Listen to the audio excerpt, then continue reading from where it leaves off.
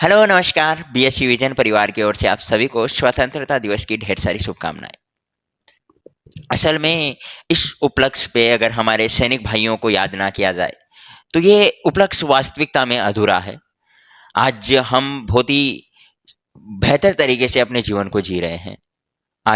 अगर अपन बहुत ही बढ़िया तरीके से अपने जीवन को जी रहे हैं, बिना किसी डर के आज हम रह रहे हैं, तो इसका श्रेय सिर्फ हमारे सैनिक भाइयों को जाता है, जो कि वास्तविकता में असल जीवन में अपने रियल लाइफ हीरो अपन उन्हें कह सकते हैं। आज इस उपलक्ष्य पे एक सैनिक की ये कविता है और उस कविता को मैं आपके साथ साझा करना चाहूँगा। बहुत ही प्यारी ये कविता है, बहुत ही शानदार ये कविता है। बहुत बड़ी कविता नहीं है, 4-5 पंक्तियों की ये कविता है, लेकिन बहुत ही शानदार ये कविता है। इसमें एक सैनिक जब वो दुश्मन सेना से लड़ने जाता है और जब वो दुश्मन सैनिक से लड़ रहा है जब वो दुश्मन से लड़ रहा है तो उस वक्त वो पूरी तरीके से घायल हो जाता है अपनी देश की सुरक्षा में, अपनी मातृभूमि की सुरक्षा में। एक सैनिक का एक कथन भी मुझे याद आता है। वो कहता है कि सैनिक का एक बहुत ही प्यारा ये भाव रहता है कि जब तक हम घर पे रहते हैं तो हम सबके होते हैं। हमारा परिवार भी है, हमारे दोस्त भी हैं, हमारे बहन भी है, हमारे भाई भी है, सब कुछ है। हम भी परिवार वाले लोग हैं।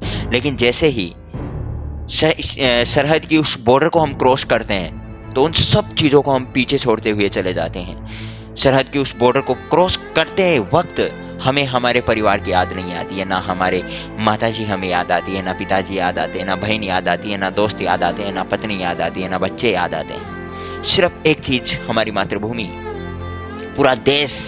और उसके लिए, हमारी मातृभूमि की सुरक्षा के लिए अगर हमें अपनी जान भी न्यौछावर करनी पड़े तो हम करेंगे। इस भाव से वो उस बॉर्डर को क्रॉस करते वक्त दुश्मन सैनिक से लड़ते हैं। तो उनके ऊपर ये पूरी कविता है। तो जब वो दुश्मन सैनिक से लड़ रहा है उस बॉर्डर पे, जब दुश्मन सैनिक तैनात है और पूरा तरीके से, तो जब वो बॉर्डर पे दुश्मन सैनिक से लड़ रहा है वो पूरी तरीके से घायल हो जाता है। दुश्मनों को नाश करते हुए, दुश्मनों का नरसंहार करते हुए पूरी तरीके से लहूलुहान हो चुका है, घायल हो चुका है।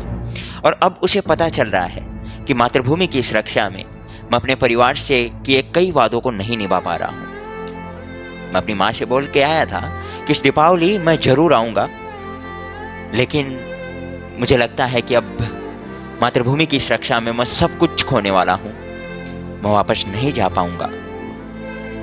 मैं अपनी पत्नी से बोल के आया था कि जब इस बार आऊँगा तो तुम्हारे लिए पश्मीने के शॉल लाऊंगा, लेकिन वो वादा भी अधूरा रहने वाला है। बच्चों से बोल के आया था कि अधूरी कहानी जब वापस लौट के आऊँगा तो पूरी करूँगा। जब मैं उन्हें कहानी सुना रहा था तो ये अधूरी कहानी जब वापस लौट के आऊँगा तो पूरी करूँगा। लेकिन वो लहूलुहान, वो शरीर अब दम तोड़ रहा है। धीरे धीरे मेरी सांसें घटने लगी हैं। शायद मातृभूमि की सुरक्षा में मैं अपने परिवार से किए सभी वादों को त्यागने वाला हूँ। मैं उन सभी वादों को नहीं निभा पाऊंगा। और आप सोचिए कि कितना मुश्किल होता होगा उसके परिवार को यह बताना कि अब आपके घर का चिराग नहीं रहा। मतलब क्या वो दृश्य रहता होगा। अपन कैसे किसी माँ को जाकर के कह सकते हैं कि अब जो आप दरवाजे पे खड़ी इंतजार कर रही हैं कि मेरा बेटा आएगा, बहुत जल्द वो मेरा बेटा आएगा, वो मुझे बोल के गया था कि इस दीपावली वो आएगा। आप दरवाजे पे खड़ी इंतजार मत करना, अब आपका बेटा नहीं आएगा। आप इस दरवाजे पे खड़ी इंतजार मत करना, आपका बेटा अब नहीं आएगा। आपका बेटा शहीद हो चुका है। कैसे आप एक माँ से कह पाओगे कि मातृभूमि के साथ में वो आपका सबका साथ छोड़ चुका है? एक पिता से आप कैसे कह पाओगे कि एक आपकी बुढ़ापे की लाठी अब नहीं रही? पत्नी से कैसे कह पाओगे कि जिसके साथ तुमने 7 जन्मों की कसमें खाई थी वो इस जन्म में तुम्हारा साथ छोड़ चुका है? बच्चों से कैसे कह पाओगे कि तुम्हारे जो सारे स्वप्न हैं,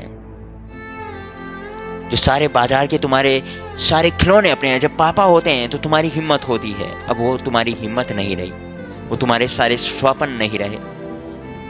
एक एक करके वो सब कुछ टूटते जा रहे हैं। कैसे आप उन बच्चों को समझा पाओगे? तो सारा एक घटनाक्रम है उस सैनिक पे है। तो वो अपने दोस्त से कहता है कि यार घर जा कर के मेरे परिवार वालों को सीधे सीधे मत बताना कि मैं शहीद हो चुका हूँ। मातृभूमि के साथ में मैं सबका साथ छोड़ चुका हूँ, सीधे सीधे जाकर के मत बताना, बस संकेतों में तुम उन्हें समझा देना। तो उसके ऊपर कविता है कि वो जाकर के अपने दोस्त से कहता है कि सुन साथी, जब तू घर जाए ना तो मेरे परिवार वालों को मत बताना, वो बहुत परेशान हो जाएंगे, वो बहुत दुखी होंगे, तो तुम उन्हें सिर्फ संकेत दे देना। और किस प्रकार से संकेत देना है, उसके ऊपर ये कविता है कि सुन साथी, घर जाकर मत कहना, बस संकेतों में बतला देना। जब हाल मेरी माँ पूछे तो जलता दीप बुझा देना। जब हाल मेरी माँ पूछे तो जलता दीप बुझा देना। अगर इतने पर भी ना समझ आए तो 2 आंसू तुम झलका देना। अगर इतने पर भी ना समझ आए तो 2 आंसू तुम झलका देना। अगर हाल मेरी बहन पूछे तो सुनी कलाई तुम दिखला देना। अगर हाल मेरी बहन पूछे तो सुनी कलाई तुम दिखला देना। अगर इतने पर भी ना समझ आए तो राखी तोड़ दिखा देना। अगर इतने पर भी ना समझ आए तो राखी तोड़ तू दिखा देना। फिर वो कहता है कि अगर हाल मेरी पत्नी पूछे तो मस्तक तू झुका देना। अगर हाल मेरी पत्नी पूछे तो मस्तक तू झुका देना, समझ आएगी इतने में वो। अगर इतने पर भी ना समझ आए तो मांग का सिंदूर तू मिटा देना। अगर हाल मेरे पिताजी पूछे तो हाथ सहला देना।